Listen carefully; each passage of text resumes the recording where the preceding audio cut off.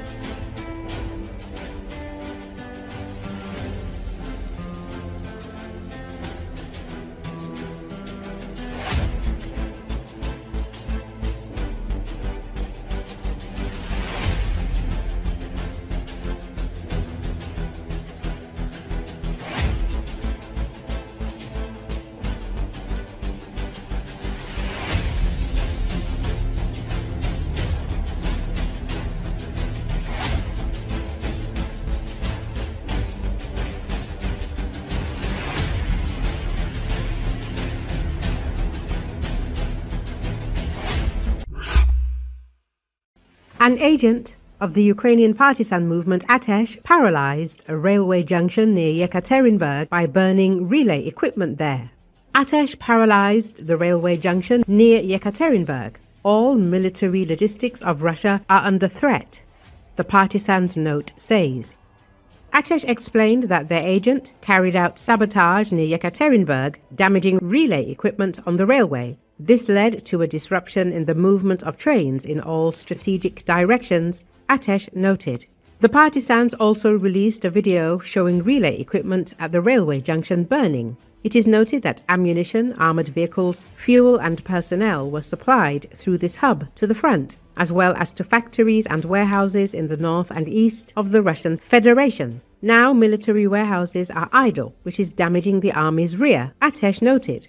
As a reminder, on September the 11th, partisans attacked an air defense plant in Tula, Russia. Here, agents of the Ukrainian partisan movement Atesh destroyed a communications tower near the Sheglovsky Val plant, which develops air defense systems and small arms for the Russian army. Atesh attacked the air defense plant in Tula. Agents of our movement successfully switched off communications at the defense plant in Tula. As a result of the sabotage, it was possible to destroy the communications tower near the plant of JSC Sheglovsky Val, the report says.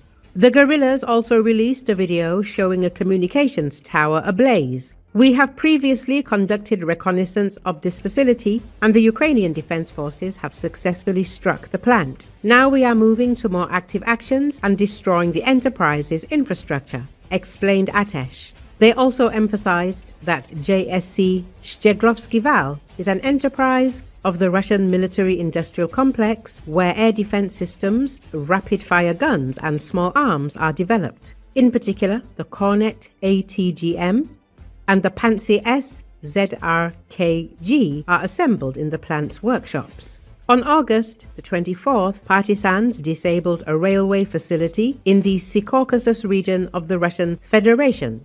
Resistance movement destroyed an object on a railway line near the city of Cherkassk in the Karevo-Cherkassk Republic of Russia, which the enemy is using for military purposes.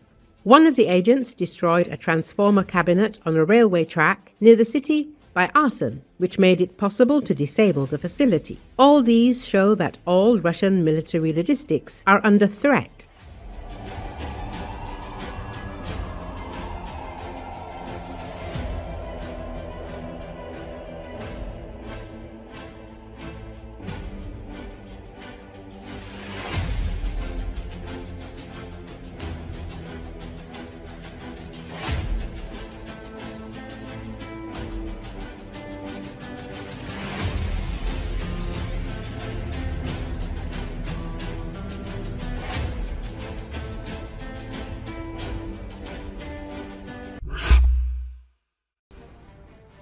The gasoline shortage that arose in Russia in the summer after a series of drone attacks on major oil refineries continues to worsen and is already affecting the central regions of the country. This was reported by the Reuters agency, citing sources.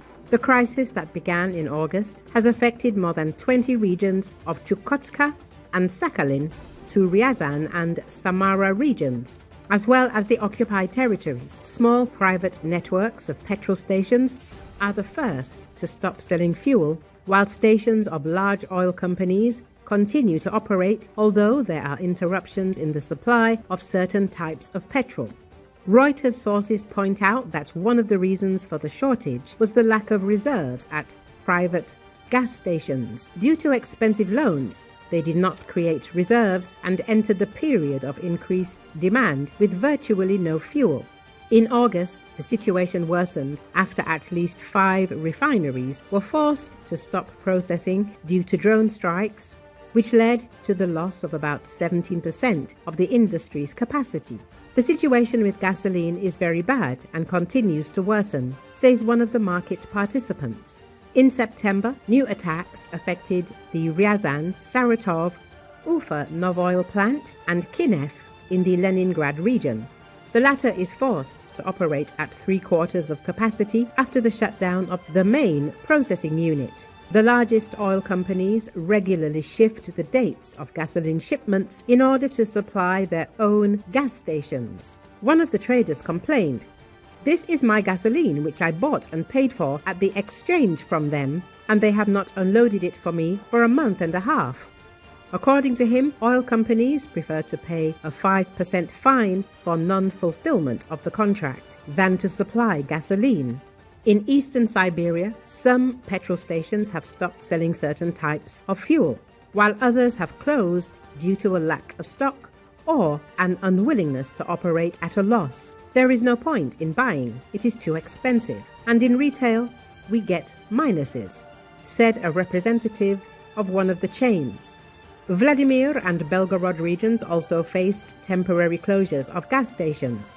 The director decided to suspend the gas station's operation due to a lack of gasoline.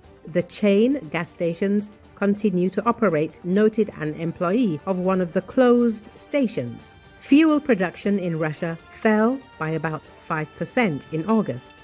To compensate for the downtime of refineries, oil companies launched undamaged capacities. Last month, about 23% of the refineries' capacities were idle, 6.4 million tons, which was a historical record. The government has ordered oil companies to use reserve stocks, revise plant repair plans, and manually regulate fuel shipments by rail. A ban on gasoline exports has been extended for 2 months to stabilize the market.